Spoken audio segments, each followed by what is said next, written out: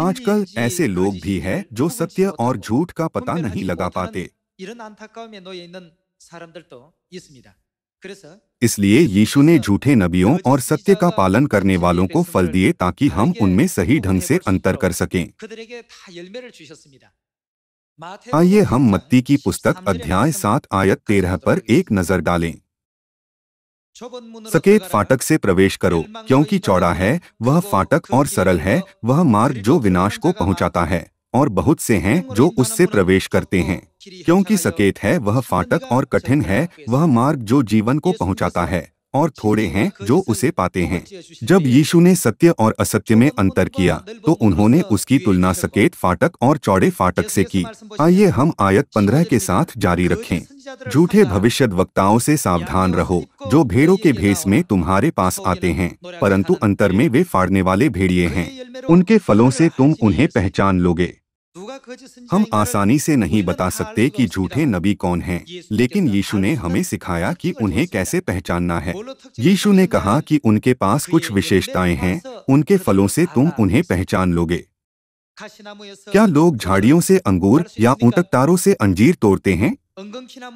इसी प्रकार हर एक अच्छा पेड़ अच्छा फल लाता है और निकम्मा पेड़ बुरा फल लाता है। अच्छा पेड़ बुरा फल नहीं ला सकता और न निकम्मा पेड़ अच्छा फल ला सकता है।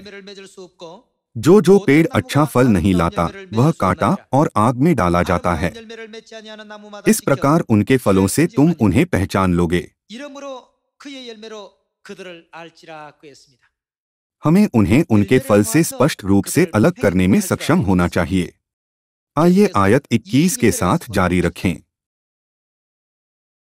जो मुझसे हे प्रभु कहता है, उनमें से हर एक स्वर्ग के राज्य में प्रवेश न करेगा, परंतु वही जो मेरे स्वर्गीय पिता की इच्छा पर चलता है। क्या वे लोग जो हमें परमेश्वर की इच्छा पर चलने के लिए प्रेरित करते हैं सच्चे नबी नहीं हैं, लेकिन जो हमें उनकी इच्छा पूरी करने से रोकते हैं वे सभी झूठे नबी हैं। आइए देखें कि उनके फल क्या हैं। आयत 22। उस दिन बहुत से लोग मुझसे कहेंगे, हे प्रभु, क्या हमने तेरे नाम से भविष्यवाणी नहीं की और तेरे नाम से दुष्टात्माओं को नहीं निकाला और तेरे नाम से बहुत से आश्चर्य कर्म नहीं किए? तब मैं उनसे खुलकर कह दूंगा, मैंने तुमको कभी नहीं जाना। हे कुकर्म करने वालों, मेरे पास से चले जाओ।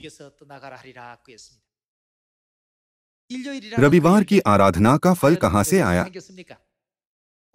यह सूर्य देवता की आराधना का दिन है। इसके अलावा क्रिसमस सूर्य देव का जन्मदिन है। वे सूर्य देवता की आराधना के नियम हैं। क्या हम रविवार की आराधना और क्रिसमस नामक फलों के द्वारा उद्धार प्राप्त कर सकते हैं?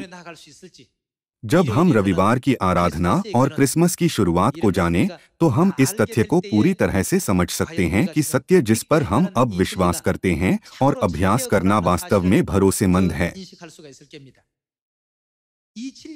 क्योंकि सत्य का यह फल उद्धार का फल है, इसलिए हमें नई वाचा के सेवकों के रूप में अपने मिशन को तब तक नहीं रोकना चाहिए जब तक हम अनंत स्वर्ग के राज्य में प्रवेश नहीं करते।